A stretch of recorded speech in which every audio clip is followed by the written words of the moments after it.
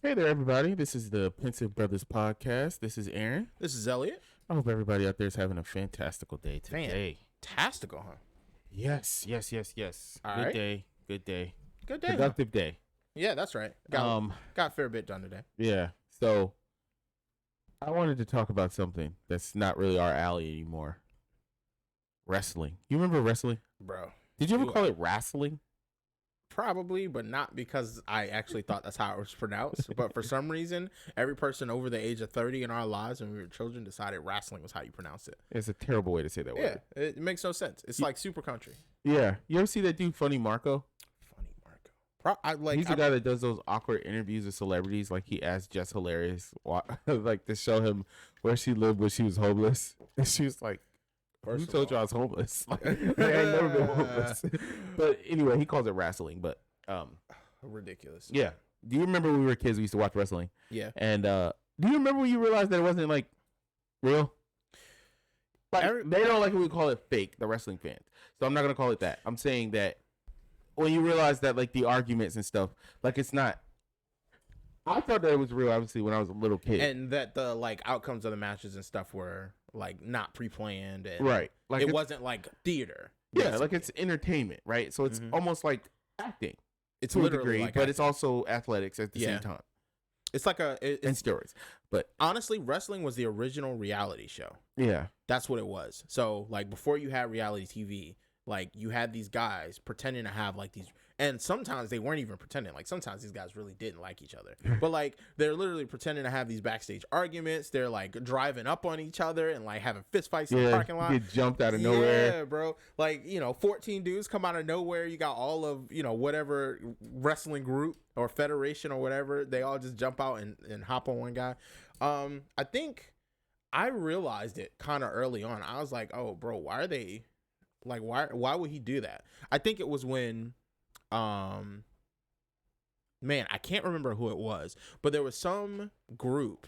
Maybe it was like the Triple H and what was the Sweet Chin Music guy? I can't think of his name. Shawn Michaels. Yeah. DMX. So yeah. Generation X or whatever. Generation X or whatever. Like DX. That's what it's called. Yeah. DX. Yeah. So like those two were like tight, right? And then all of a sudden Triple H turned on the other dude at some point. Yeah. Or Shawn I feel Michaels. Like or like no, Shawn Michaels like Sweet Chin No, Music. yeah, that's right. Yeah, that's he what turned happened. on Triple H. Yeah. And he like kicked him, and I was like, I thought y'all was cool. And I think at that point I was like, oh, so y'all just no. Like, somebody told me at school, it's like, nah, you know wrestling's fake, right? And I was like, no, it's not.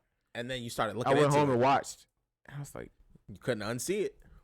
Yeah, that ruined this is it for fake. me. Yeah, but before it was ruined for me, who's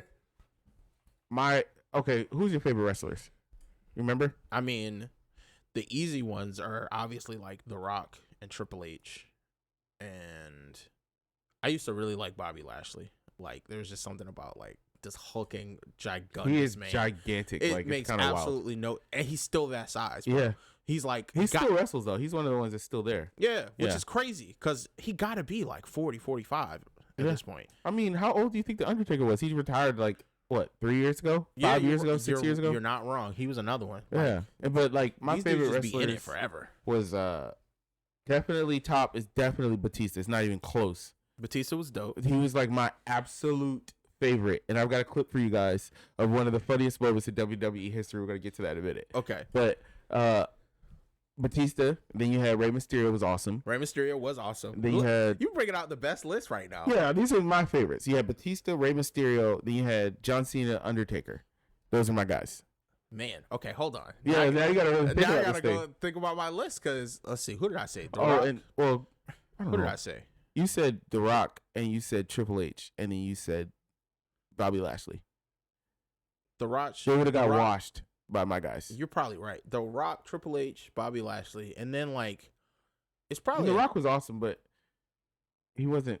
I think he's more entertaining. Yeah, no, The Rock than like hands hulking down, in the match. Like, maybe like the way that the Undertaker would like just annihilate you. Yeah, the way that John Cena would lift up the Big Show and really give him the FU, like for real. Listen, okay, so like if I'm filling a 4 slot, it'll probably. So this might be after when we actually stop watching wrestling, but like it would be, So I can't think of the guy, the RKO guy. Randy Orton. Yes. So like No, he was the Viper. That's what they call him. The Viper. Yeah. So I don't know. Maybe I got to think for heels because like now I'm thinking about my list. I was say, your list is all heels. Yeah, it's all the villains. But or you like what's the guy that always does the woo thing? Ricky, the Nature Boy. Yeah. He's one of the other heels. They used to like hit people in the nuts. Was he a heel? Yeah, he would hit people in the nuts a lot. So Woo! Yeah, and Sorry. but not Right, I was like the biggest Batista fan, bro. I remember Batista got injured. You remember he got injured and came back? Vaguely. I don't know if that was real. I think it was real though. He was in the hospital and stuff. Yeah. But like he got injured when he wrestled the Great Khali, I think it was. Yes, I do remember that. Like he had like a whole comeback and he came back and he Yeah. was like crazy. He won like the Royal Rumble. He got the championship belt back. He was one of the few wrestlers that would wear the belt. Yeah. You know, a lot of them would just carry the belt. Yeah, they just carried it on the shoulder. Or but like John Cena would hold it and hold the front of it up like this. That's like Kurt Angle. Kurt Angle would come out wearing, because he would wear his belt and then he have all his Olympic medals every time he came out. Super strong, yeah. Kurt Angle was awesome.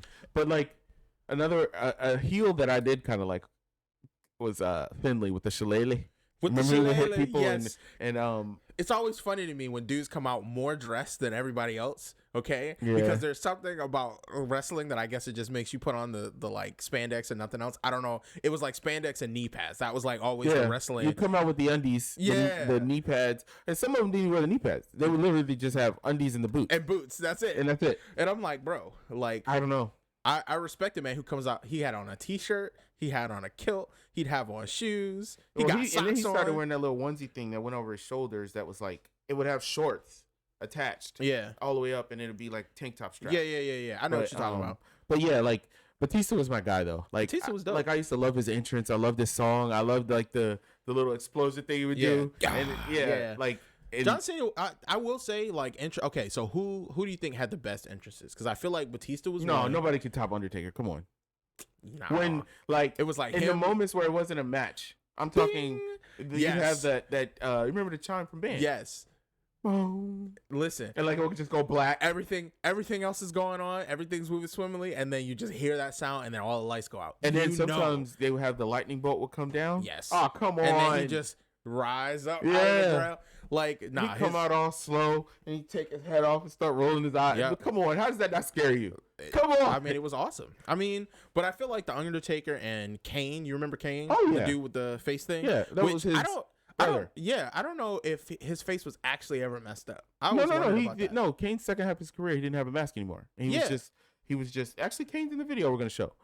Yeah, no, I remember that because like then he went on to do like horror movies and stuff, which was kind of cool for them. Mm-hmm. Like they got to do some like crosswork. But yeah, I remember those WWE movies with supposedly his face was supposed to be burned, right? That was like a thing, or am I making that up? Did I misremember that? No. I think you're thinking about the other guy, Nick Foley. Oh, you're right. I am probably thinking of Mick Foley, Mick Foley, or one of the other guys. But I think that was the thing. Do you remember people getting their masks ripped off? Yes, like how big of a deal that was. Yes, like when Rey Mysterio would get beat up real bad, and they'd rip his mask off. Yeah, and he's like, "No, I need my mask." Or the time he took his mask off himself. Yeah, like unmasking I guess he's supposed to be a luchador. It's like supposed to be like a big deal. Yeah, I remember I had a picture of unmasked John Cena on my MySpace page. What? That's hilarious. Yeah, no, I used to kind of like wrestling for real. Yeah, but we were like kind of into it back in the day. Not like Lil Tony. Lil Tony's way into it. Listen, he was way into it back in the day too. Yeah. Like he was into it more than we were. So that's probably why it stuck with him. But no. So I want to show this video because it's just too funny to not like share this with the world. So okay. Hold on. Let me get this video pulled. Yeah. So you guys, to set this up, this is what's called the Royal Rumble. So basically what happens is you have all of these guys in the ring at once, right? And usually they come in one at a time. And if you the only way to lose is to get thrown out of the ring. So they can't pin you. They can't make you get a submission, like, hold you till you tap out or anything like that. They have to throw you out of the ring. And so, it's everybody. Like, I think now they actually have the women in there with the men too. But, like, It's the smaller guys, the bigger guys, the what they call the super heavyweights, which is like the Undertaker, Great Khali, like the bigger, taller guys. Yeah. In there with the featherweights, like the little ones. So in this video, you guys are gonna see what happens when you do what Mike calls in 2K a mismatch. So Ellie's gonna play the video for you. All guys. right, hold on. Let me.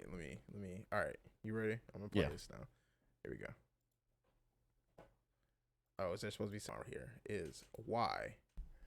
Why are they? Is there so much chaos going on behind them, and they're both just standing there, just looking over the ring? Yeah. Like, look what we did. Look at what we did. That was so cool. I think it's like the ultimate moment of like big brother, little brother. It's like, yes. It's like, get out of the way. You're gonna lose anyway. Move, bro. You remember when Eric used to try to fight you? Yeah. And you would just hold him like this, and he would just be swinging. Yeah, or basically you would just push him down to the floor. And then it was like, he would get back up though. Yeah. But like, you don't have to fight him. You don't have to hurt him. But if yeah. you just knock him down enough times, he'll just be like, okay, because they're gonna be tired. Yeah. Like, but unfortunately, that time that he hit you in your private area, bro, that was so unfair. And how they gassed it up like that, it made it seem like he like beat you up. Here's the crazy part, okay? So he hit me. I played it up for laughs, just a little bit. So, as far as I'm concerned, we all know what the real record was. It was like 75-1. No, what made it funny was the cartwheel. Okay, the cartwheel was excessive. So what happened was one time, it was the summertime. Eric is like basically challenging you to a fight. Right. He's like, "Oh, I'm gonna fight you." Yeah, and so it's like whatever. So what happens is Eric gets a running start. Does a whole cartwheel, he does a running start, and it does a cartwheel. And then once he gets back on his feet, he just punches all into the nuts. Just like full force Superman punches me directly in the testicles. It was such a clean shot that it was like... I wasn't... No, you had no choice. Prepared. You had to go down. Yeah, I was not prepared for a below-the-belt shot. I didn't think that's what he was going to do. And I probably should have anticipated it. I could have moved out of the way. I could have turned to the side. But I was just like, oh, what is he going to do? He's like 2'2". He's fine. You ate that. Yeah. No, you went down. Yeah. It was funny. But it was the way they gassed it up made it say, see, I told you the smallest one's gonna beat up the biggest. So I'm like, all right, let that die. And I mean, Eric is my height now, so like he probably he's taller than me. So he might be able to take me now. So but anywho, man, it's wild thinking about how much time has gone by and how different wrestling is now versus like when we were actually into it and watching it. Because I don't even know half these people that are famous now. Like I don't know these wrestlers now. If you go, it's the same thing with any sport. If you go any couple of years and miss all the new athletes, you're gonna have no idea who you're looking at. You're gonna be like, well, who are these people? But like, I just remember all of the imitating wrestling that kids would do. Bro, how dangerous that is. What's wild to me is like there's a way to do it. And like everybody just freaked out and said, "Oh well, no, you just can't." Well, that's because kids were like killing each other. So. Well, like that kid that like slammed the other kid on his neck. Then he died. I think that happened maybe twice, but I think there was one big story, and that's why everybody was scared because it was like a teenager slammed like a 4-year-old or a 6-year-old on her neck. So like that's why it was a problem because if they were wrestling on a bed, it would have been fine. If they were on a trampoline, it would have been fine. Don't imitate what you see in wrestling. Please don't. Just don't. Yeah, just don't do it. Yeah, it's not worth it. Yeah, and they have like trick tables and they train to tumble and all of this other and stuff. And they know where to land. They actually, if you watch it, they'll be slamming you and see you're landing wrong, and they'll turn or slam you different. Well, or save you. To be honest, I've seen that too. Because one of the things is like. I don't know. Have you ever seen the exhibitions that they do before big martial arts tournaments? So if you ever watch the Olympics for like the different martial arts? Yeah, for the different martial arts. Yeah. Usually they have like some kind of exhibition where like you just have two people basically doing like a choreographed fight beforehand. Well, a lot of wrestling is done very similarly where like, okay, you know what my special move is. So like when I run up on you to do that move, like I'm going to move in this particular way and you're going to hold my weight in a certain way so that we can both go down safely. Like there's a meme of Rey Mysterio doing his like, I don't even know what the move is called, but the dragon spin thing. 619. Yeah, where he like spins around. I don't know what it's called. Yeah, it's called the 619. Where he spins around the whole body. And like there's one where he's just going for like a minute and he's just like spinning and he goes across the shoulders, behind the back, across the shoulders. Yeah, like I used to love that. And you can literally see the dude that he's doing this to is like swinging him around his body like all the way around. So like there is some amount of cooperation that's going on when they're doing some of these moves. But then like you can kind of tell when they go from that kind of wrestling to like, oh no, I'm just trying to punch this dude in the face. Yeah. Especially like the first blood matches or the cage matches where they're like hopping off the top ropes and the dudes can like barely get up because like they actually collided. Like you can kind of tell, you know, when there's some aspects of reality going. Yeah, I mean, that's the other Pensive brother hitting me up right now. I'm gonna hit him later. Yeah. So tell him he need to get over here and get on camera. That's right. Yeah. Well, when we bring him in, we're gonna probably talk about football or something. Yeah. Get his level of expertise on that. That's right. But so I know for me, one thing that used to be funny to me was, you remember? Okay, so for Rey Mysterio to do the 619, they had to be basically be leaning into the rope, right? Yeah. And if you remember, it almost doesn't matter which person he was wrestling. He was going to get someone in the ropes. Yeah, every time. As an adult, I know they were doing that on purpose. But as a kid, I used to remember thinking to myself, how does he always do that? How come they're always falling into the rope all the time? But in every other match, no one falls into the rope. Now, he had this thing he used to do where he would basically clip you, and he would clip them into the ropes, right? And I used to always think to myself, why they don't just get up? Like, for real, because it wasn't like he would clip you and then just run in and do it. No, he always would lean back into the back rope, run across the ring and to then you, then swing through and kick you in the face. Yeah. And I used to always wonder to myself, why don't you just get up? Like, what's his name? Randy Orton one time, I remember, that's how he won that match. He basically threw himself in there. And then when Rey Mysterio went to do it, he RKO'd him.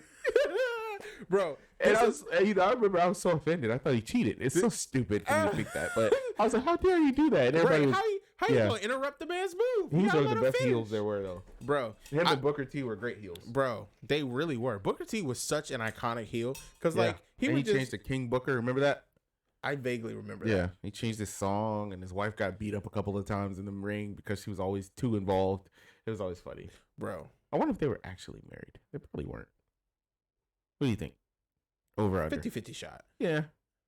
I mean, yeah, it would be easy to check. You just got to check the records or whatever. Google search, but but you know, we're too lazy for that. We're not said the N-word on TV once.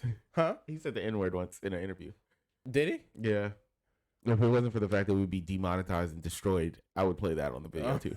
Wait, Booker T said it, or what's his face said it? No, he said it. Well, and he like tried not to say it, but it was too late. He's already committed. He said it really loud. He said it aggressive, but I'll show it to you later. But anyway, hilarious. Oh man! All right, we're gonna do a huge aggressive segue here. Okay, January 6th. Oh, that's a pivot. Since you brought it up, okay. All right, since I brought it up, yeah, January 6th is something I kind of wanted to dig into a tiny bit here. Okay. So, I think a couple of different things. One, I don't like the fact that they get treated like they were just trespassing. I don't like that. It's that privilege right there. The Caucasian privilege. Yeah, I don't like that because we know, we all have to pretend as though we don't know. Maybe they weren't trying to do the coup. Well, maybe they were just rando tourists who watched the too many One America News Network videos, didn't know what they were doing. Here's the crazy part, okay? You remember I was telling you earlier, I want you to watch that Andrew Callahan, This Place Rules. I saw an interview with him. Yeah. Talking about it. Yeah. I want you to watch his documentary because I think there is some truth to that story. Like, there are some people who were in that crowd who were just hardcore Trump supporters. They were at the rally earlier that day. They probably had been drinking and they were really in the festive mood. And they were like, yeah, we're going to take our government back, blah, blah, blah. And then they get to this riot, basically. And they're like, oh, I didn't realize it was going to be this. But, I mean, we're here now. Yeah. So, and I think they got kind of swept up. But my issue is not that some people feel like maybe there were some people in the crowd where that's how they got to that position. And I can understand having some empathy for the fact that, like, hey, I was just out here to have a good time and I ended up in what essentially became a riot. But like, at the point where people are fighting police, at the point where people are breaking into buildings, at the point where like actual fights are breaking out, people and you're are busting actually out, killing police. police officers, before you even get to the killing, at the point where physical altercations are happening, everybody who isn't trying to proceed with criminal activity should leave. Because like all I can think of is when Black Lives Matter riots are happening, right? And I put it in air quotes because I don't think the riots were generally Black Lives Matter people. I think it's people who showed up, knew that there was a rally happening. They wanted to steal some stuff. They used that opportunity as cover to go break in and riot and do whatever. Do I think some of those riots were like actual righteous anger? They're upset about one of the killings, etc. But as far as Black Lives Matter, I don't think that like the leaders of Black Lives Matter were like, okay, we're gonna break into these buildings and we're gonna do X, Y, and Z after we break in. Yeah, like that's not the same. Like those people' intention was to break in. It was not to go and protest. It was to break in. And so that's kind of my frustration. It's like you hear a lot of this discourse on the right of like, oh, these people are. They call them political prisoners and all this other nonsense. They keep calling them political prisoners, like, which it's a bunch of foolishness. But man, it's so hard because I think you have to be careful because I think like I said before, there are some people who plan to do some things, and there are some people who were just kind of swept up in the whole environment of everything. But man, right mentality is difficult. Yeah, like you in a scenario like that, you can be emotionally swept in, and you get swept in. But I think the problem is when we look at how we enforce laws in every other facet of our society right now. Yeah, the whole problem, the thing that people complain about is like we don't care about how you got where you got. Like the fact that you can't feed your family does not excuse you for breaking into cars. Yeah. So like, hey, tough luck. Man, that's a good point, man. So the fact that you got swept up in your emotions doesn't excuse you from breaking the law and breaking into this building and basically contributing to what essentially ended up being like a political coup because you guys are trying to intimidate the people who were supposed to be doing their jobs for the government. So like at the end of the day, like no, we kind of got to punish you for doing that because we can't have people doing that. Yeah. I just think it just doesn't seem like the punishment was I don't know. To me, it seems like you remember the videos of them being walked out of the Capitol that day. Yeah, it's like, and we all know we could do the easy part of the call. Oh, if they were black, this, that, that. We all know that. Yeah, we already know what would have happened. To be honest, we saw what happened when too many black people got together and did protests. And 100%, we know what they did. Yeah, even some of the nonviolent ones. Like it was Trump was president. Yeah, he was very hostile towards any of that. Yeah, he looked at all of it. Sucks because we would be able to have some of these nuanced conversations and discuss. Like even black people could discuss. Okay, when we have a Black Lives Matter protest, or even not Black Lives Matter, let's just say a George Floyd protest, right? Because they didn't do every single one of them, the marches and all that. Sometimes, some of those protests were organic as black people can say. And I've seen multiple videos of people going to those protests, seeing white people or seeing people that are not involved in the protests, breaking in buildings, spray painting stuff. And being like, we don't... stop. We're not doing that's not what we're here for. But we never get to have those conversations because the double standard is so aggressive. Yeah. You see what I'm saying? Yeah. And I think that's the thing that, like, it's crazy because I've seen all of these compilation clips of all of the Fox News hosts and the Republicans saying, oh, well, we don't riot. If Trump doesn't win, we're gonna behave like civilized people and we're gonna fight it out in the courts, blah, blah, blah. And then you just cut to a clip of January 6th. Yeah. And you could do it over and over and over again where they say, oh, look at all these Antifa people. The people on the right never riot January 6th. So, like, I think the thing that I wish people actually got out of January 6th is that, hey, if human beings feel like they aren't being heard and they're not like their needs are not being addressed, their concerns are not being addressed, this is what's going to continue to happen. And like that doesn't seem to be the lesson that people are learning because it doesn't matter why they got there. You should be looking at the reasons that they got there and see if we're doing anything about it. Because I think fundamentally, like a lot of the complaints that people have on the right are legitimate complaints. It's just their solutions, like what they're attempting to do to address those things doesn't make any sense to me. It doesn't seem to actually get at the root of whatever they're complaining about. And that's the only big problem I have with them. Sometimes like they have a view of problems that I think is just fundamentally wrong. Like sometimes people are over exaggerate like how much, I don't know, being trans is a problem, or like if drag queens are grooming children by having like a drag queen story time. I think there's probably a discussion to be had there. Like is that a lifestyle that's like healthy and that'll make kids happy or blah blah blah? But I think you have to have it in the context of the society that surrounds it. And so unfortunately, even in the situation with like, let's take that for example. A lot of those conversations aren't being had honestly. No. So like for example, I saw a story about this drag queen story hour recently where it was 18 and up. Yeah. And there were no children there. But I think it's Libs of TikTok, which is that account, the right-wing people that attack trans people 24/7. That's basically what it is. I mean, and gay people. It's that, but there are some crazy. They do of course, some crazy. We both know that crazy there's stuff. Some people that are too far to the left. Yeah, as lefties. Yeah, I'm a super lefty. Yeah, but like, there's some telling people that we shouldn't call women. We should call them birthing people. That's a new thing. Like, that makes no sense. Yeah, it's nonsense. Just like on the right, you have people that literally are calling for a monarchy now. Yeah, like Dave Rubin. What? And y'all really hate America, huh? Like, yeah, like they're crazy. Y'all just really don't like this. No, there's people like, yes, I don't like the false equivalency of pretending as though Marjorie Taylor Greene and AOC are the same. They're not.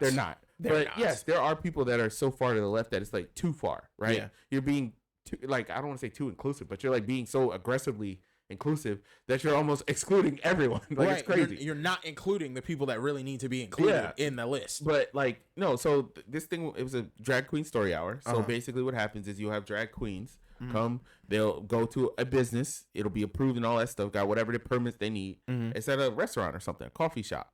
They come in, they read their little books or whatever, they dance, they sing, whatever.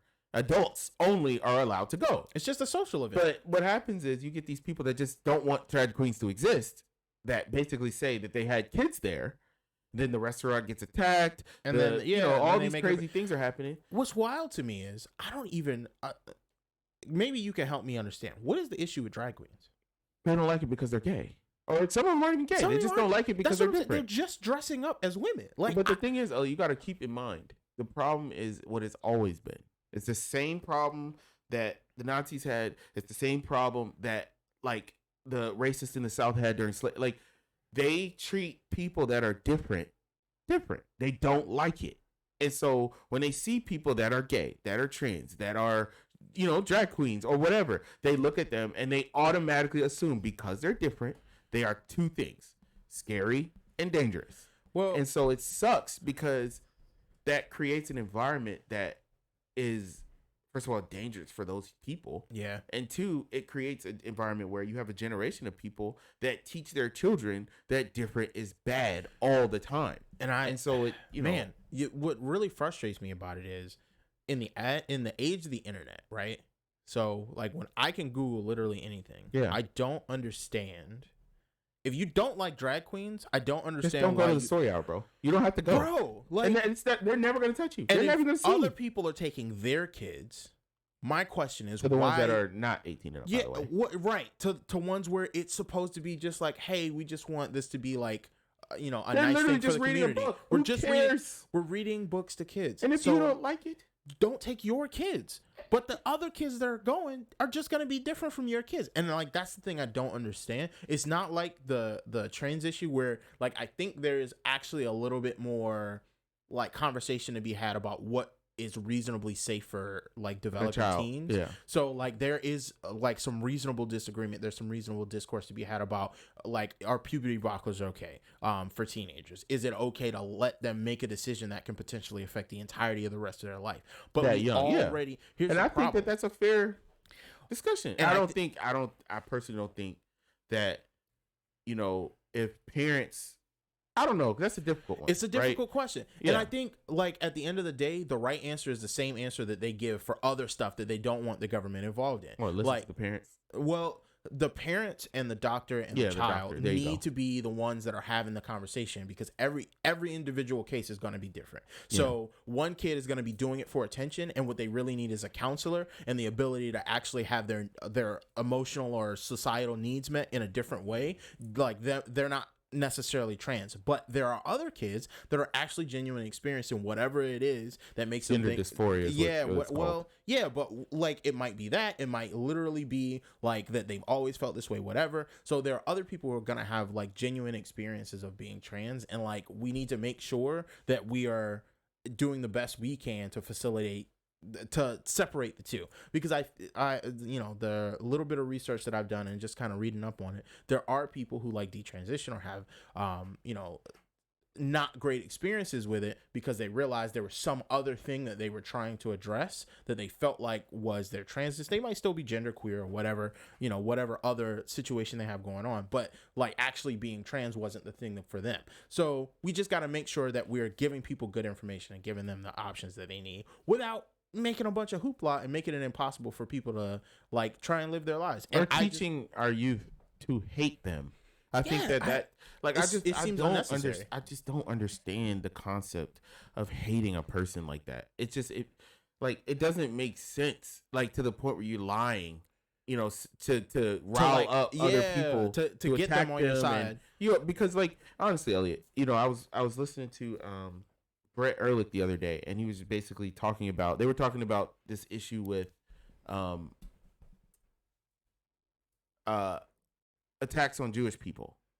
And what he was saying was, he's Jewish, and he was saying like, we've got to be careful about the constantly pointing out this, pointing out the differences, pointing out that, because eventually all of these problems that you're trying to hyper focus on lead to basically somebody's got to do something about this. Well, and so when you constantly are like, oh, gay people this, gay people that, gay people this, gay people that, gay people, like that's you're true. riling people up until somebody says somebody should do something about that. Yeah, you foment people into the mindset of, okay, if nobody else is going to do anything, I'm going to do something. Yeah, vigilante. But I think, man, it's so dangerous. That's such a dangerous line to tread, because I think on the other side, if you don't have genuine conversations about these issues, so like, I was listening to a conversation about why it tends to be the case that Jewish people are like in charge of entertainment, in charge of money, in charge of like when I say money, like financial institutions, and in charge of like other like what seem to be really powerful organizations, but it is just nepotism. That's what it is. And our entire country functions on nepotism. But like once these particular Jewish people got into these industries, they learn the industry and then they pass that information, that knowledge, that those connections down to their kids. So now you just have like this huge family tree of people who are all in this industry together. So, and naturally some number of them are going to rise to the top. That's genuinely how it ends up happening. So that explanation is pretty reasonable. I think that pretty much illuminates why it's happening. Now, since we know that there's a reasonable explanation for how it occurred, we need to then ask, okay, since we know that this is the case, is this a problem? And I think the is this a problem conversation is not explicit enough. Because if Kanye says, oh, the Jews are running everything, blah, blah, blah, and then the next question is, okay, well, is that a problem? Like, are they doing something that is bad? Yeah, because I think that you insert nefarious intent on things where you could, if you're gonna say, okay, I'm gonna point out something that is happening, and then you just let the implication just kind of hang out there that it's a problem. Yeah, but he points it out and makes it seem as though it's like they're like it sucks because the way he has the conversation, he makes it seem like some rando guy that works at the factory who happens to be Jewish now in on it, right? And it's now like, bro, like, power. what are you doing? Like, no, this guy's been in that industry for 40 years. He was like in the mailroom, and he worked his way up, and like that's why he's in charge of everything. Yeah, but now. it doesn't mean that. And if you want to say, okay, I have a problem with this guy, why does his religion? Like maybe why don't you just have a problem with the guy for the thing he did? Because why do you have to be like, oh no, it's specifically because he's Jewish. He's a Jewish worshiping person. Like, that's why he did it. It's not funny. Because he was trying to screw me over, not for money. Right. No, it's for his religion. It's so crazy. And I agree. And I do think like you could kind of see like when people who are reasonable try to have this conversation with him, because there's two kinds of conversations I've seen Kanye have. There's one where the person is basically just trying to say, I don't agree with Kanye, so I'm going to let him talk, and then I'm going to show you guys why what he's saying is crazy. And then there's people who are genuinely trying to interface with what he's saying. And every time somebody's genuinely trying to interface with what he's saying, like he storms out from what he does, because he realizes that what he's saying doesn't really make sense. So and he can't really back it up. Yeah. So if he can't fight with you, he doesn't really want to have that conversation. And I find that kind of weird. Yeah. He stormed out I think it was Tim Pool's show. He did. Where he was like, he basically said something super mild, like, I don't think all Jewish people hate you, or something like something super simple. Yeah. And Kanye was like, what? And he just got him and left. Yeah. It's like, bro, here's the funny thing. Okay, I think Tim Pool made so much money off of having Kanye show up for even that little bit so he could post it. Tim Pool's probably happy. He probably would have preferred to have probably stuffed all the money up underneath his beanie. He's a loser. Don't call the man a loser. I mean, listen. Tim Pool is a loser. Credit where it's due, okay? On what? He worked himself up from, he used to live in a mobile home or something, and he just recorded videos, and now he like is genuinely making money, even if it's kind of grifting. Like, it's not kind of grifting. Okay, it's grifting. Sure, it's grifting, but I respect the hustle, right? I don't, but I don't, because he's a clown. But go ahead. I don't know if you ever hear the things he actually says. No, I absolutely do. And my problem with Tim Pool is the same problem I have with like the Dave Rubens of the world. Anyway. Yeah, and it's the like, Tulsies. Yeah, well, yeah. You still gotta send me clips. So I told you I had the clips, but we're gonna go over the clips this week. Good. Okay. We'll record again. We gotta make that happen. Yeah. But like my problem with these people is that, and maybe it's not as true for Tim Pool as it is for Dave Rubin. I have a problem with people who will speak about things on camera that they genuinely do not believe, or they actively have evidence that is not true, and they still they spout those things anyway. Maybe we should react to some Tim Pool. We definitely should. Yeah, because I just want you to see like how Beanie Boy is kind of a moron. Beanie Boy sometimes. That sounds like a Kyle label. Yeah, it does. Yeah, he calls what's the guy from 538? Nathan. Nate Silver. Nate Silver. He calls him Data Boy. Listen, my problem is Nate Silver was wrong a lot. Yeah, but the thing is, his data tracking wasn't always wrong. His read of the data was what was wrong. And so he'd have the data. He'd be like, "Huh, the corporate Democrats got to win." And it's like, bro, this is why it's so important, like, not just to read articles about studies or read articles about like surveys and stuff that have been done. You really got to get in there and try and make heads or tails of the data yourself. Yeah. Because a lot of times when you read, like, I've read articles and they kind of give you their interpretation of the data, and then I actually go into the study that they're citing and I read the study myself, and I'm like, this isn't saying at all what you guys are saying, right? Or like, you guys are way overstating it. There's a huge issue right now with like scientific studies where, like, sometimes, especially if it's a preprint study, which means it has not been peer reviewed, which is a whole separate can of worms. But if it hasn't been peer reviewed and it's a preprint study, then you don't know if the science is good and replicatable. So what'll happen is you get a preprint.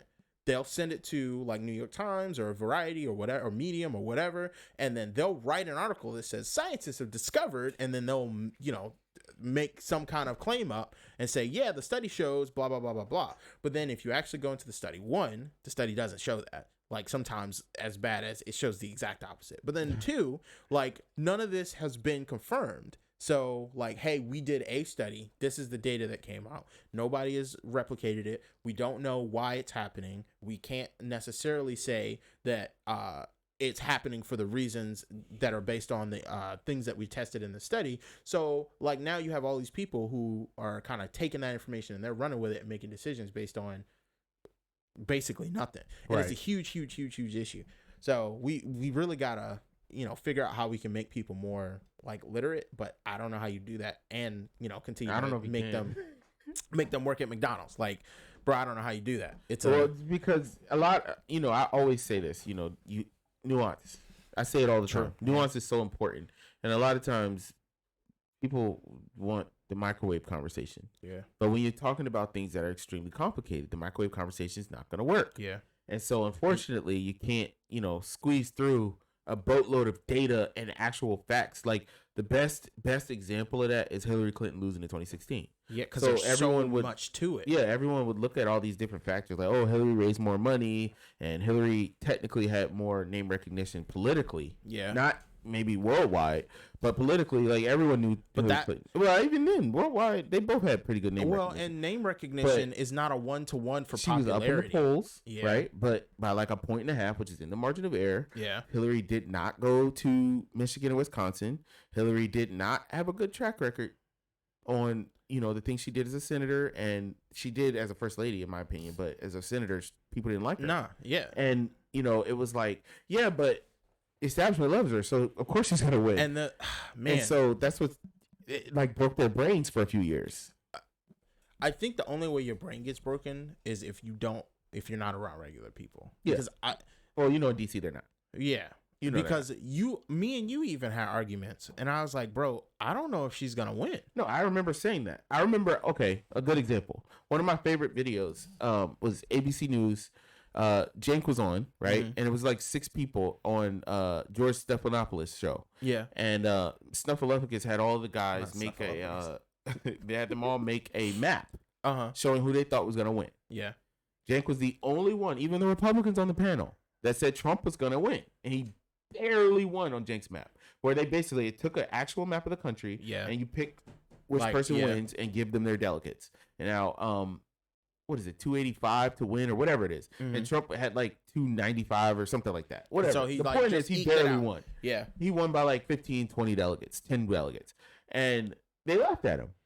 It was like 6 people on the panel. They laughed at him, and they said, "Look who's laughing now." You said Trump was a loser, and he's like, "Yeah, Trump is a loser. Look at all these businesses that went bankrupt." But one thing about him is that he's a con man, and the Democratic Party shoved a corporate establishment candidate into the Democratic voters' face as hard as they could in an anti-establishment time.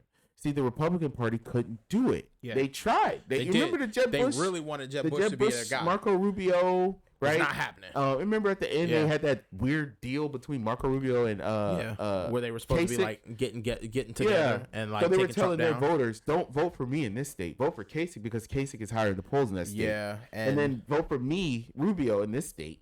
And don't vote for Trump. Listen, people was like, why would I do that? I'm going to vote for somebody who's going to win. Yeah, if you don't think you're going to win, why are you telling me who to vote for? Exactly. Why am I listening to you at all? Yeah. No, obviously, you don't know what you're doing. They were trying a soft version of what the Democrats were doing. Yeah. But, I remember saying at the time, and I voted for Hillary in the in the election. Not in the primary. Because I voted for Hillary in the primary. But it was like, I voted for Hillary in the general election, not the primary. You're trying to get canceled. Yeah, I know, right? But I remember saying at the time, like, I don't think Biden cheated, okay? Yeah. I think Hillary and the Democratic Party cheated Bernie in 2016. They really did. Like, and I can lay out the things that they did. But like, they took the money from the DNC and funneled it into Hillary's campaign during the primary. Yeah.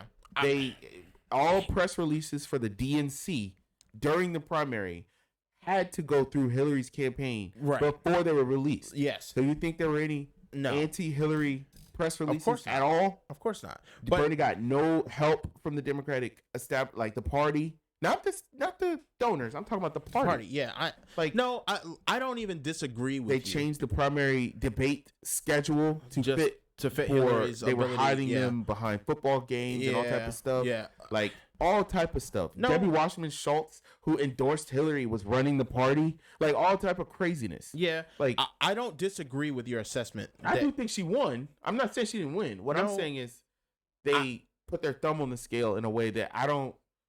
I guess it goes against they didn't do in 2020. It goes against the spirit of fairness. So I agree with you. Yeah, they did put their thumb on the scale again in 2020. So yeah, but it was different. It's different. Somehow. Well, it's different for 2 reasons. So the first reason, the first reason I think it's majorly different is they had their thumb on the scale like from go. Yeah, so did. Like it was like the entire time they were trying to get Hillary elected. The electors debacle. Oh yeah, like that. From that point forward, they were pushing, okay, Hillary's going to win. Hillary's going to win. They had a full court press in the media. They had a full court press in all of their operations. And it's crazy because if you remember in 2016, different from 2020.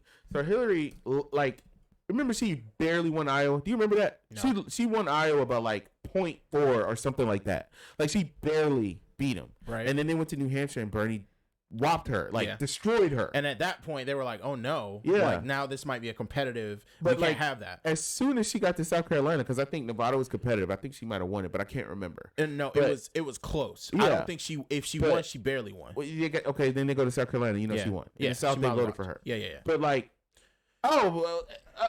look, she won South Carolina. Bernie, why are you still in the race? You're ruining this. Yes. You're spoiling it. Bernie, get out of the way. Get out of the way. And it's like. I think Okay, so I said there was 2 reasons. Okay, so the first was that they had their thumb on the scale the whole time.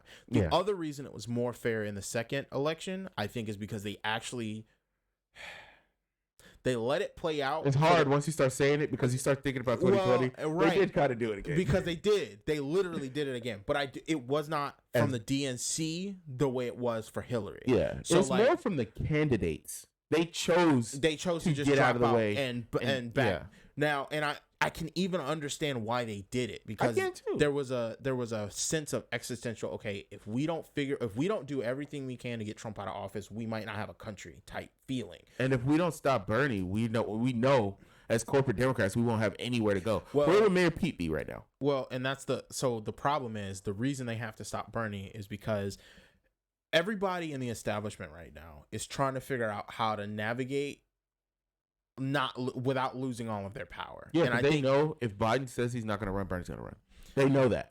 I don't know if Bernie's going to run, bro. I know for a fact if Biden doesn't run, Bernie's going to run. Well, that's why I think that they're going to, for real, they're going to drag Biden's corpse to the big stage if they have to. I'm not playing with you. I know you're not wrong. I know. They would rather Biden run again and lose. Do you know, this is actually a thing. So there is one problem that I have with Bernie, and I think it's a pretty substantial problem. Okay. Mm-hmm. I do not think you should allow people to weaponize your principles against you. Yeah. So if people are using your principles as a way to circumvent your ability to do your job and to hold to your principles, because basically what they're doing is they're saying, hey, we know that you're friends with Joe Biden and we know that you're not going to run against him. So we are going to make it so that you can't run. We're not going to announce. We're not going to, give any indication that he's not going to run. We're going to do everything we can to hamstring you by the fact that you say you're not going to run against Joe Biden. I don't really like that, because they did the same thing when they were like, hey, we need you to support Hillary. And he supported Hillary. And they were like, oh, it's your fault. You stayed in too long. So at the point where crazy, the point where they start blaming you for Hillary's loss, I would have went full court press. Oh, hold on. How are you not blaming her? That's the part that I never... She got none of the blame. My rebuttal every time would have been, oh, no. The reason Hillary lost is Hillary. Yeah. Hillary. Everything Bernie said during the primary is why she lost. Because it's not that hard to see. She sucks as a candidate. Do I think Hillary would have been a horrible president? No, I don't think so. Would she have been a good president? Probably not. No. Most likely not. And I think the reason that she wouldn't have been a good president is the reason she ultimately did not win. There is a necessity for a person with that much power to be humble about the things that they don't know, and to be humble about when they say something that turns out to be incorrect. Politicians are the worst about this, where they never want to say, oh, well, that's not, I misspoke, or I made a mistake. I made an error, whatever. There were several points on the campaign where she said something that was she just shouldn't have said that. So the deplorables comment is one. I understand what she was trying to get at, but fundamentally, if you're trying to be the president of a country, there are certain ways you can't say things, and you can't take half. I take a different approach on that. I think the way she should have said that, because she said it, I think she should have doubled down on it. I think the mealy mouth, tiptoeing around it, apologizing, half apologizing, not apologizing nonsense made it worse. I don't think you can. If you're gonna say it, then you have to stand on it. When you're Hillary Clinton, you can't double down on stuff like that. That's my point. So there's already a swath of people who are not going to vote for you because your last name is Clinton. That's my point. So you have to contend with the fact that those people are not going to vote for you point blank. And then you have to get the people who are on the fence to actually see you as a reasonable presidential option. And I just don't I remember being I don't think I could vote for Hillary. I genuinely think that she's going to do damage by continuing a lot of these practices that we have right now that are really destructive to our country. A lot of the trade deals that she was advocating, a lot of the changes to how our financial system is regulated. Yeah, would have been catastrophic. She's gonna change her whole platform once Bernie took off. I'm bruh, right? You had no free college plan, And now all of a sudden you have one. And you had no plan for universal health care. Now you got this public option. And like all of those, bro. Man. Yeah, it was really annoying. And I felt the same way when everybody was like, "Oh yeah, I have a Medicare for all who want it," and Medicare, oh my god, choice, and like everybody was like on this Medicare for all, but not really plan, and it was the Medicare for all who want it just pissed me off. I forgot about that. Medicare for all who want it. Bro, Pete Buttigieg is, it's so funny. Oh, we got to talk about that actually. So I was talking to somebody that like let's say an older gentleman who is very religious. I know how this is gonna go. So it was like, because of his religious convictions, he would not vote for Pete Buttigieg. They think he's the Antichrist. No, well, I've heard that one more than once, which I thought was kind of funny. The person that said that. Oh wow, really? I don't know. I can't remember. But anyway, okay. What I was expressing to this older gentleman who's older than us was, well, if your generation isn't going to vote for him because you guys don't really like gay people, my generation is not going to vote for him because none of us like him. Yeah. None of us trust him. He is. And he was like, well, who liked him? And I was like, rich people. Yeah. They love a guy that's going to have a bunch of corporate fundraisers in a wine cave. Yeah. And he's going to tell them, oh, we're just going to do Medicare for all who want it. Right. But kind of, but not really. Here's the crazy part, bro. You know, that pissed me off. I hated that. How is he doing such a bad job as the transportation secretary? Oh, I can tell you. Because he has no freaking idea what he's doing. Okay. So hold on. Okay. Because I don't think that's an excuse. Here's why I say that. I don't think I'm a particularly like genius person, right? Mm-hmm. But if I get a job that I'm out of my depth for, I'm then going to get a team of people around me who can compensate for the fact that I'm out of my depth. That's true. I'm going to surround myself with some experts and be like, okay, I need good information on how things are going. And when I see in the news that there's catastrophe after catastrophe after catastrophe, are you talking about his stint as the mayor of South Bend?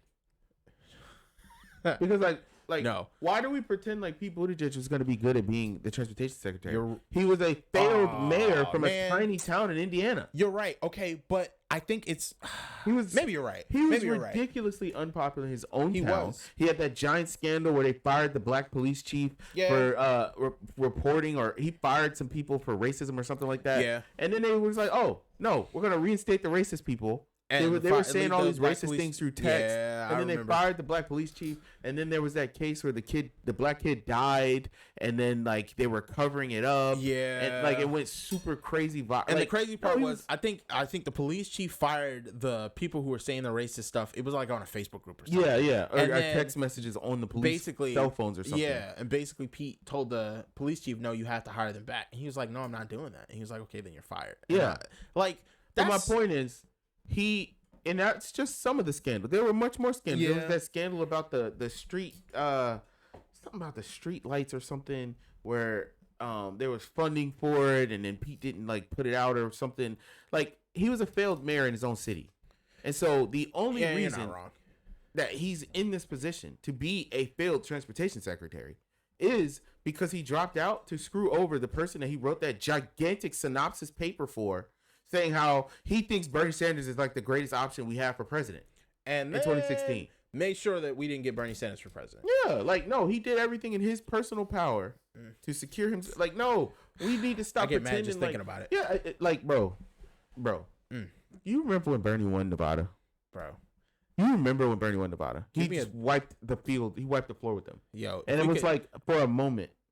If you could make a drug that gives you that feeling, saying, give me the drug. Like, put it right here in this vein, right? Because it was a moment where all of the depression of like knowing like the best options we have are Hillary Clinton or Hillary Clinton lights. It was like maybe we could finally get somebody. Like, am I saying that Bernie's gonna come in and then boom, Medicare for all, boom, free college, boom, universal health care? Like, no, of course not. But to have a person at the helm that's advocating finally, and we.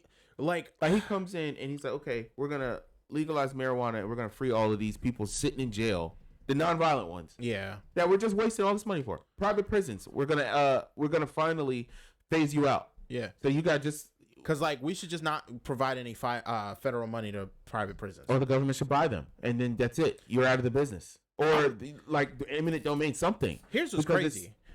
Like, I feel like if we spent the majority of the money that we give to private sector, if we took a big chunk of that money and just owned the thing that we're paying contractors and bro, why are we giving oil subsidies to oil companies? It's not even money. their oil. It's our oil as the country. It's sitting under our land. Yeah. So we pay them subsidies so that the businesses can run. Then we give giant tax cuts to the corporation itself. Then they dig the oil out of the ground, and then we don't tax sell it to other countries. Yeah. So they get all of that money, and then we don't. Then they sell it to us. Yeah. And then they price gouge us. Yeah. And so like they are literally quadruple dipping out of the same oil drum. I mean, if you will. That's like I see what you did there. Like that's a sector where it doesn't make sense for a private company to own it, because I feel like we are paying a private company to sell us our own oil. I can see an argument for, or at least better regulated. Let's even go that route. I can see an argument for it continue to be private, and I can probably make the case. Basically, it would come down to some form of, well, we want private industry to continue to make innovation. Yeah, that's what I mean when I say, like, I feel like the government should be setting gas prices. I feel like it does not, because Elliot, it's the same thing with healthcare. When you have a financial interest, then we start taking away the ability for people to afford these products, because it's not a situation like oil just costs this much and that's why we're paying. No, these companies want to charge you that much. Kind of. Okay, hold on. Yes, hold on. And I know where you're going, but go ahead. You might. Sorry. So I think oil is a particular one where that will not work, because there's so much that goes into the actual price of gas. There are so many. There are so many individual inputs. So like oil, I wouldn't be for the government setting the price, because I don't think we have any kind of modeling sophisticated enough to be able to account for all of the individual things that go into the price of gas in LA versus the price of gas in like some no-name town in Alabama. I don't understand why you don't think that the government could do that. Let me federal government. Okay, let me try and explain it. Okay, so at the micro level, the gas prices need to be different for a really busy gas station in LA versus the price of gas at like I don't know, Emporia, right? Well, I'm not saying set the exact hold on, price. I'm saying set bars. Sure. You see what I mean? I don't even think they can do that, because if something catastrophic happens in California, like let's say they have a wildfire and now no tanker trucks can actually get to wherever, the price of gas needs to go up properly so that they can ration the gas that's left the way that the market normally rations the gas. So people need to be making different decisions based on the problem with government price setting sometimes is that the government does not respond to things on the micro level fast enough. Okay. So, but that's with oil. Now in other places, so like airlines, there's no reason whatsoever for airlines to be private. It doesn't make any sense. Yeah. Because and it used other to countries don't have that. It used to be the case that the government was the one who set all the prices, and the prices made sense when the government was setting them. There are issues there, right? So, like, we need to do it in a way that makes sense. We need to update the technology. We need to make sure that we're holding them accountable and we have records so that if anything is going awry, we can keep track of it. But, like, airlines should not be private, because we're already funding the FAA. We're already funding the National Weather Service. And every time there's a disaster, we give them a bailout. And then they lay the work. We already pay for the airlines to exist. Like, but that's my point about the oil companies and the drug companies. It's different with the oil companies only because there are so many other costs that we're not paying for that are still involved. Like, I think that there's an argument, like this same argument applies to Medicare for all and that sort of thing, because the majority of the time, like, the price for getting a surgery is really dependent on the hospital you're at and if they have the personnel to do whatever kind of treatment or surgery you need. So, like, and those things are things that the government can actually address, because all they have to do is subsidize more doctors happening and make sure that there is some kind of nationalized, like, sensical board that makes sure all the doctors are being trained on new and upcoming medicine as things are developing, which is really difficult. So, like, there's a conversation about how involved the government needs to be in that part as far as the actual treatment goes. But like pricing, like money, yeah, government can do that all day, because I think government does really well at allocating resources and money. It does really poorly at actually making sure that things are running smoothly on the micro level. So I think that's why our system of federalism works. And even if it was a situation of a state and federal government partnership where, yes, you have state regulators that are, but I guess, yes, you would run into an issue of bureaucracy. You wouldn't be able to address the prices multiple quickly levels, enough, things like that. But at the same time, like I said, I would even be more closer to a regulation type of thing where we set a parameter where it's like, bro, you can't just ramp up the gas, because we get to this point, Elliot. Like, I listened to the sales call for, was it Kroger? Or not sales call, earnings call. Earnings call, yeah. I think it was Kroger, but I might be wrong. But basically, it's one of the major grocery store chains where basically you have all the shareholders who own stock in this grocery. I think it was Kroger, but I might be wrong. Where whoever wants to can call in, right? About it, You'll have the board on the call, right? It's a Zoom call. You'll have the CEO, blah blah blah. And so basically, they were discussing the gains that they made. Yeah. And so the guy that was presenting, I think it was the CEO, but basically what he was saying was the purchasing base has reacted positively to our new changes in pricing. And so we are confident that they will continue to be willing to pay more for their groceries as we raise the prices so that we can continue earning the same level of returns. And it's like basically what he's saying in all of these fancy terms is, hey, we're raising the grocery prices, but our people are still buying the groceries. So we're going to raise them again, and let's see what happens. Okay. It's like, bro, at a certain point, you're going to get to a point where you have the same people saying wages are too high, don't raise the minimum wage or inflation's going to happen.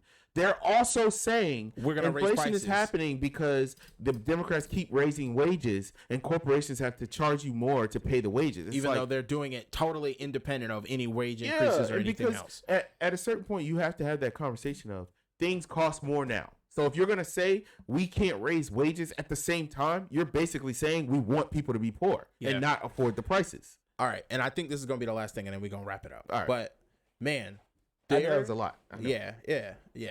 But there is a huge issue right now with financialization of things that I don't think should be like financialized. Mm-hmm. So like having a corporate structure makes sense once you get to a certain size of an operation because you need to logistically be able to like manage all of the things that are going on.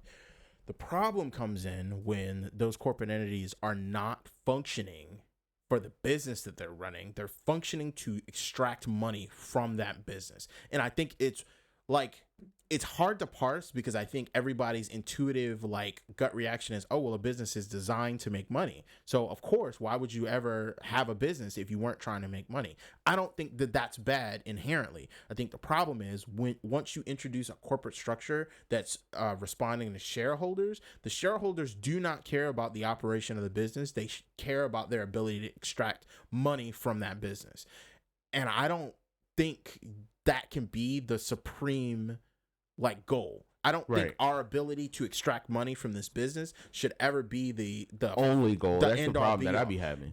And I think that's why. So like we talked about like the D&D Wizards of the Coast like debacle, and the only reason you ever get to that point where like literally the CEOs are like on record saying, oh, the only thing standing between us and profits is the community. They won't let us extract their money or something along those lines. Like when you're saying things like that, you have become so devoid or so detached from the thing you're actually supposed to be doing, which is running a company that makes games for people to enjoy.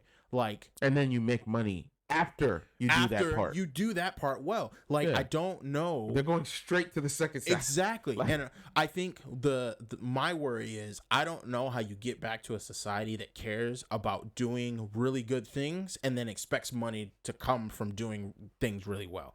Right now, everybody's like, I want to make money, and nobody's like, I really want to make a cool thing. Or not nobody, right? Yeah, but minorities want to make a positive impact. Yes. And then there's also the issue of, Elliot, to be honest, some people just don't agree with us. You know, like you have people that think, okay, I want to make a positive impact, and in order to do so, I need a lot of money. Yeah, but not just that, but like in order to do so, you know, they think things differently than we do. So like me, I think if everyone in America had access to universal health care, I think that would produce a healthier America, which would produce a healthier workforce. That's true. And that would produce a situation where you have more people able to work longer. You have less early deaths. And I think that would help as a society for us to make more money. Where you have other people that say, no, I think that those people need to go get a job and they need to go find some healthcare that they can afford.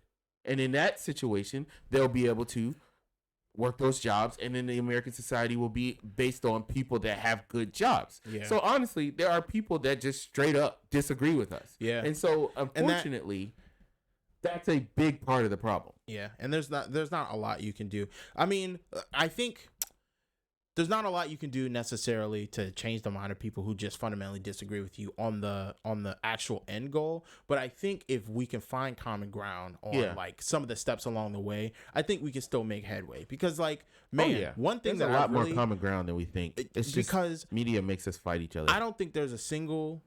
I feel like most conservatives would probably agree. The food situation in our country right now is crazy. Yeah.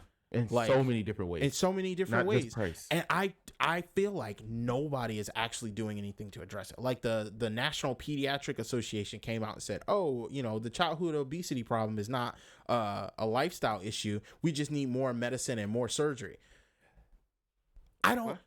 Exactly. Yeah. Every normal person I know understands that the reason there are way more fat kids is because it's way easier, or most parents are feeding their kids junk because it's really difficult. It's really in everything, unless you're growing it in your backyard. Bro, literally, it's really difficult. And even if you are, you're putting chemicals in all. Exactly. There's runoff in your yard. Like, it's crazy. Like, I mean, the chemicals, the fact that most of the food you buy now has some sort of high fructose corn syrup or some kind of starch product in it. Or some type of dye. Or some type of exactly. Yeah. So, like, the amount of crap that's in our food in America is of, like, directly, it's like a 1-to-1 line. You can look at how we've deregulated food, and you can look at how many fat kids there are, and like that is like a Haley gets mad at me when I talk about it, but I'm like, when we have kids, I do not want my kids to be fat, bro. I do not want my kids to go through the things that you and I went through, bro, of being overweight. Me and Justice are working on it right now because we have the exact same conversation. I'm like, bro, no, Haley hates it because Haley thinks that I overthink about it, but like I remember looking at the skinny kids thinking, man, I wish I was skinny. It affects your entire life. Yeah. Like the whole trajectory of your life is different when you grow up fighting with your weight. You don't want to put on certain clothes. You don't want to try out for certain things. Yeah. You don't want to be in front of certain groups of people because all of them are in your mind way more shaky and healthier and this, that, and the third. And you don't want to be the fat guy in that group. Now, do I blame our parents? No, of course not. But what I'm saying is, I don't think our parents were fat kids. No, so like looking at what growing up as a fat kid did to me, I'm like, okay, that's at least one thing. I'm pretty sure, like, for example, Dad talks about how he didn't beat us in public because he had that experience. In public, and he, looking at his friends after getting beat in public, look at him, it made him say, okay, I see what that does to a child. I'm not going to do that. Yeah. Well, I think for us, trying not to have my kid wake up sometimes and just look at himself and be like, man, you are overweight. Yeah. And you're like, you're like 9 or 11. Yeah. And you look in the mirror and you see your belly. And there's just nothing. And like, there's very little that you were going to do? Buy a gym membership at 9 or 12?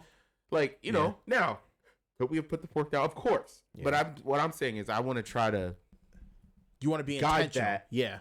The way that Dad guided other not stuff. Doing the trauma from his childhood. You see what I'm saying? No, I do. Yeah. And I think like everybody is just a collection of experiences, right? Yeah, bro, so yes, like when you have something like that happen, you get a particular insight into how that can affect a person, and you just know, okay, I know that these particular experiences can affect you negatively, so I'm gonna try and keep that out of your I'll help you with this one. Now you might have a different problem. You got to work on that. You gonna have to figure these other problems out. But like I can help guide you on this one. Because if I can help it, I'm not gonna have kids that are like chunky like we were. Same. Like I want my kids to the first thing is I want my kids to have a healthier relationship with food. Yeah. Like I love to eat, I love to taste good food. I love to cook, things like that. But I think that should have been more of I like the taste of the food. Right. Not I like the feeling of being full. Yes. Like, and I do think that's the relationship that was the relationship that we had. Like we really got to break. It's like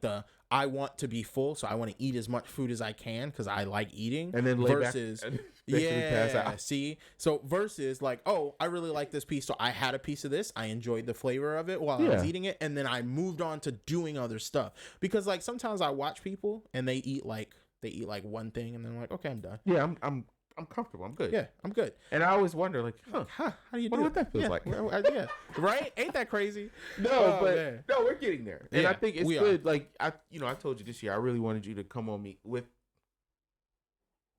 Pause. Hold on a second. Wait.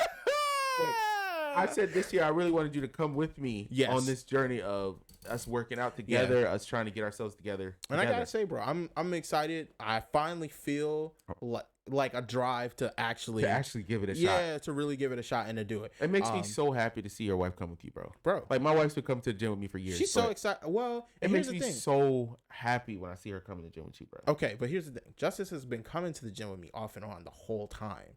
The problem is, like before, it was like, okay, do I really want to go? And she'd be like, do you really want to go? So like, I'm gonna just eat some pho instead. Yeah. So like that is now we've had conversations because I was like, listen, sometimes I need you to help drive me to do things I know I need to do but don't feel like doing. Yeah. So sometimes if I'm leaning towards not doing it, I need you to be the person that says, nah, you need to go. And she's like, you did have that discussion with her after we talked. Yeah. Good. Of course I did. Because I told you, like, the main thing is remember we talked earlier, we talked in the last episode about that accountability structure. Well, exactly. You need somebody that can look at you objectively and that not only are they able to tell you something, but you're able to listen. Yeah. You know? And I think your wife is the best way to do it. Listen, she's going to be with me forever, till one of us get up out of here. So. Yeah. Based on what we're doing, we're trying to make that later than sooner. Right, later than sooner. Yeah. That's right. So, but yeah, we did have that conversation. And to her credit, like I think once I explained it to her that way, she understood what I was saying because I already do it for her for other things. So, like if she's supposed to do something like for work that she don't feel like doing, or she's supposed to go somewhere with her parents and she really don't feel like going, sometimes I say, nah, you ain't been over there in a while. You really need to go. Yeah, like I was talking to, we'll end on this, but I was talking to Leah yesterday. So she went to this little meeting with her mom for this group that her mom is in, and they were talking to people that want to join this group. Okay, but there's all these requirements. You got to do this and do that. And you got to graduate and blah blah blah. And Halia calls and she's like, Aaron, like they got a GPA requirement. I didn't even know that. And I'm like, oh yeah, that's cool. Whatever. Like she wasn't going to join. She was just going because her mom needed a assistant, like a person to help her pass out stuff, blah blah blah. And that's her daughter. Cool. Yeah. So Halia goes and she calls me after and she's like, Aaron, I need to tell you, thank you so much for keeping me in line to keep my grades up because she graduated with honors. Yeah. And she's like, because I promise you, like I wouldn't even have been able to join that group. And then she was like, based on what I did in high school, I wouldn't have had those type of grades even if I finished on my own. Yeah. And I was just like, well, I told her I wanted you to be in a position where you get to choose. Right. If you ever want to use this degree for to do something, but you got a 2.1, that degree is pointless because most of the time you have to have a 2.5 or 3.0. It's not pointless, but you're right. But like there will be doors that are closed to you. Yeah, the job that I have, I came in on a recent grad program. Well, to qualify, you don't just have to have the degree; you had to have a 3.0. What about a 2.5 or 2.1? Yeah, you'd have been. What was the point of the degree? Yeah, I wouldn't have qualified. It's kind of crazy they got a grade requirement because, man. Well, think about how many people have a degree. You have to be able to weed them out, right? So you've got 700 applications. The crazy part is when you're at the point where a degree is still not enough to weed people out, I feel like you need... Yeah, but you have 700 people with a degree applying for the same 4 jobs. That's what happened to me. Yeah. They said it was like over 700 people applied, and there was 10 jobs available. That's crazy. And there were 4 of the one that I got, and 6 of the normal internship. 700 people for basically 10 jobs. Yeah. Shit. And all of them, are saying, oh, I got a degree. Well, what you going to do? Interview 700 people? No, you got to say, okay, this person has a 2.1, and this person had, like I had a 3.4. And so it's like, okay, this person gets pushed ahead, this person gets pushed back. Now let's go to the next 2, et cetera, et cetera, et cetera. And so, it's always good to have somebody there that'll be like, you could do another rep. Yeah. You could do a little better. You can do a little more than that. Come on, you can get 100. Take that quiz again. Or whatever. And I think that's the crazy part is like you don't realize how important it is to have people that are pushing you. Like until you find that you're not being pushed, and then you're like, man, I wish I could do this thing. Yeah, you look around and you watching somebody else get pushed, and you're like, man, I wish I could do that. Yeah, I need help like that. But anyway, no, that's good. Yeah. So push your friends. Don't be afraid, especially your family and your older brothers. That's awfully specific. But yeah, no, seriously though, like if you have friends or people in your life that you really care about, like don't be a jerk, right? Like take a no for an answer if you have the conversation and they just disagree with you. But have the conversation. It's really, really important. If you think there's something that somebody in your life isn't doing or that they could be doing or that you think would really be good for them, not for you, but for them, have a conversation. And be thoughtful in the way that you describe it to them. Yeah. So think about it in a way that they could receive it. Yeah. Because you were going to receive it different. Yeah. And communication is a two-way street. There's what you're saying and there's what they're going to hear. So make sure you're thinking about it. All right. But listen, with the subtweets I know, right? We're going to have to put that out. But this has been the Pensive Brothers podcast. I'm Elliot. This is Aaron. And we are out.